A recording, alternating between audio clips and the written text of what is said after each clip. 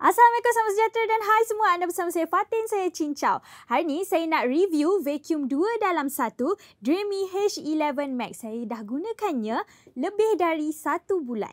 Kerja pembersihan memang akan jadi lebih mudah bila vacuum itu ada fungsi mop. Menariknya, Dreamy H11 Max ini didatangkan dengan mod pembersihan kendiri. Ia boleh bersihkan mop secara mendalam dengan sendiri. Kemudian, ia ada mod auto. Ia boleh laraskan kekuatan sedutan mengikut kekotoran yang dikesan. Fungsinya memang canggih, harganya pun keras iaitu RM2,499. Jadi hari ini saya nak kongsikan kepada anda sejauh mana Dreamy H11 Max bantu saya bersihkan lantai rumah dan berbaluikah untuk dapatkannya.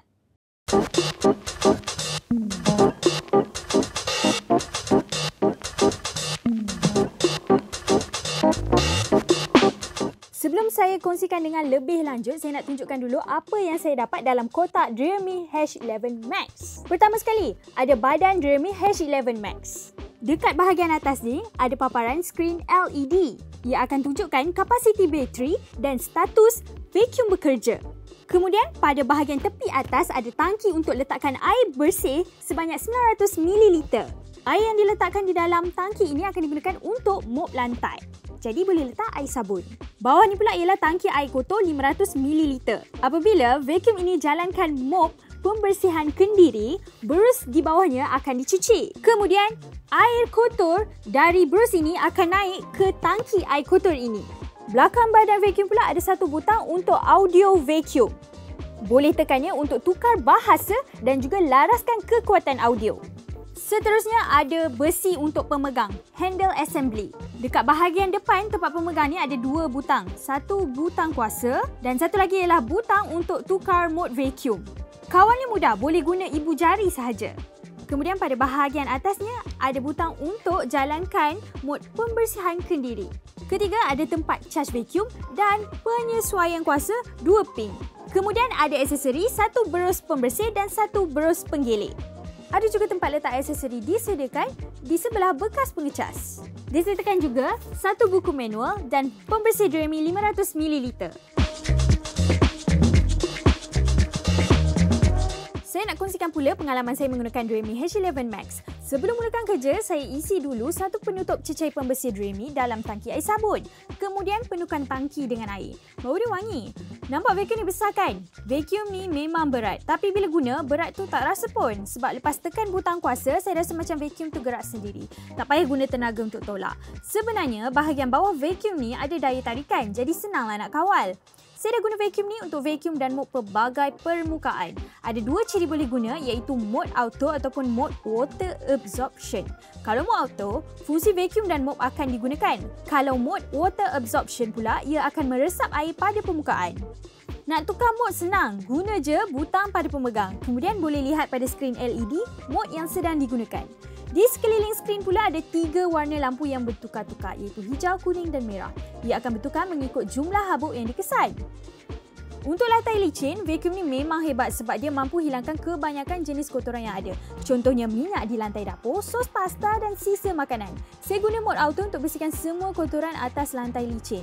Tapi, kelemahan yang saya jumpa ialah ia tidak boleh sedut dengan baik sampah yang panjang walaupun atas lantai licin. Contohnya rambut, kapas dan benang. Bila saya guna untuk vacuum rambut atas lantai, rambut akan melekat pada berus. Kemudian, bila saya teruskan vacuum, rambut yang melekat tadi akan ada atas lantai semula. Saya dah cuba kedua-dua mode tapi tetap tak berjaya. Untuk kapet pula, saya selalu guna untuk vacuum kekotoran seperti kerepek yang dah pecah, bedding haiwan, pelekak-pelekak kecil dan kertas. Semua vacuum dapat sedut. Tapi, masalah yang timbul ialah bila guna mode auto, karpet akan lembab sebab mop turut berfungsi. Boleh diumpamakan permukaan karpet macam ada air tumpah.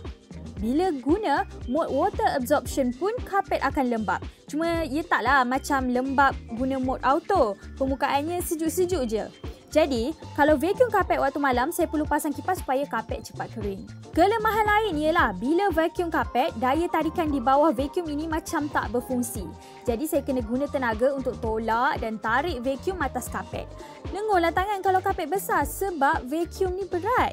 Bila dah selesai vacuum dan mop, saya letak semula vacuum di tempat charge. Saya tekan butang yang dihaskan untuk vacuum jalankan pembersihan kendiri. Sekejap je vacuum bersihkan berus, tak sampai 30 saat. Berus memang bersih, tapi ada juga sampah kecil dan halus tersekat yang perlu dibersihkan secara manual. Contohnya rambut dan beras. Kemudian saya cabut pula tangki air kotor untuk buang air dalam tu dan bersihkannya. Cabut tangki dari badan vacuum senang je. Cuma buka tangki tu untuk bersihkannya susah sikit sebab ketat. Bila buka tangki ni, ada dua bahagian perlu dibersihkan. Satu ialah penapis, kedua bekas tempat air kotor. Bolehlah nampak air kotor dan sampah halus masuk dalam bekas ni.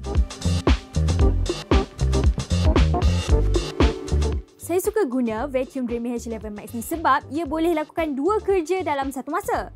Jimatlah masa, tak payah ambil mop lepas selesai vacuum. Ia juga senang di-charge. Tapi, ada dua kelemahan padanya yang sukarkan saya buat kerja. Pertama, daya tarikan di bawah vacuum macam tak berfungsi bila saya gunakannya pada permukaan yang keras macam kapet. Jadi, saya perlukan banyak tenaga untuk bersihkan permukaan itu. Kedua, vacuum ni susah digunakan untuk bersihkan kawasan bawah perabot. Contohnya bawah sofa dan katil sebab ia besar. Jadi, saya perlu alihkan perabot untuk bersihkan lantai. Tapi, ia masih boleh bersihkan kotoran tepi dinding dengan baik. Untuk harga RM2,499 bagi saya berbaloi untuk dapatkan Dreamy H11 Max. Sebab ia boleh jimatkan masa bersihkan lantai, boleh buat dua kerja dalam satu masa. Lantai pun dapat dibersihkan dengan baik, tak kiralah apa jenis kekotoran pun. Untuk bersihkan vacuum juga senang sebab ia ada mod pembersihan kendiri. Charge dan simpannya juga senang. Tapi bagi saya, Dreamy H11 Max sesuai digunakan oleh individu yang rumahnya tak ada banyak perabot dan ada lebih banyak permukaan lantai berbanding kapet. Dibandingkan dengan Realme TLF handheld vacuum yang saya pernah review sebelum ini, vacuum tu jauh lebih ringan. Ia boleh digunakan untuk bersihkan siling rumah dan juga bawah perabot. Cuma, kelemahannya ialah ia tiada fungsi mop. Tetapi harganya murah iaitu RM399 sahaja. Antara vacuum yang menjadi saingan Dreamy H11 Max ialah Philips Cordless Vacuum 8000 Series Aqua Plus. Ia juga vacuum 2 dalam 1. Harganya lebih mahal iaitu RM2,609. Ia boleh bekerja sehingga 80 minit. Kerana fizikalnya yang panjang dan tidak besar, ia mudah digunakan untuk bersihkan bawah perabot. Tapi, ia tiada mod pembersihan kendiri macam Dreamy H11 Max. Kemudian, model Samsung J90 Premium. Harganya ialah RM3,399. Ia boleh mop dan vacuum tapi tak serentak sebab kepalanya perlu ditukar. Ia juga tiada mod pembersihan kendiri. Tapi, ia boleh bersihkan pelbagai permukaan dan atas perabot, contohnya atas sofa dan sebagainya. Jika anda berminat untuk dapatkan vacuum Dreamy H11 Max ini, anda boleh lakukan pembelian melalui store rasmi Dreamy di Lazada dan Shopee pada harga RM2,499. Baiklah, itu sahaja perkongsian saya untuk video kali ini. Sekiranya anda mempunyai persoalan atau komen, sila nyatakan di bawah. Jika anda sukakan video ini, sila tekan like dan subscribe saluran YouTube saya, Cincau BM. Ikuti kami juga di Facebook, Twitter, Instagram dan TikTok. Saya Fatin Sejin. Ciao, kita jumpa lagi.